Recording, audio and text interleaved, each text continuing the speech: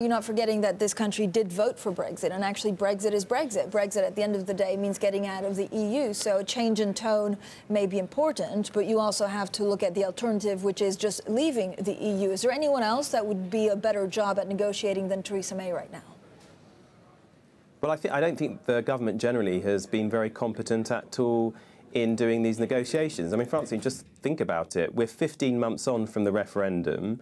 We're several months on from the Article 50 process being triggered, and only in the last month or so has the government come out with position papers. And of course it wasted time on a general election where she was seeking to get a larger majority than she had, and that's just eaten into time. And as Michel Barnier, the EU's chief negotiator, has said, the clock is ticking. And yes, look, you're right that Britain voted to leave the European Union last year, but it wasn't put to the British people how they wished to leave. I don't think anybody voted for us to become poorer and to leave the European Union in a way which will destroy people's jobs and negatively impact on their families. That is the real issue here, and that's why people like me and others in the UK Parliament have been arguing that we should, albeit outside of the European Union, be seeking to stay in the single market like other non-EU countries and to remain part of the EU customs union.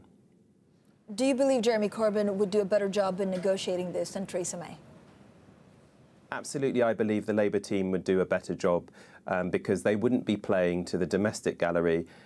You can see from the tone that we're adopting that it's more of a constructive one. We don't see our European counterparts as our enemies, for example, which was a way in which they referred to by somebody who was considered to be on the moderate end of the spectrum in the Conservative Party, the current Chancellor of the Exchequer.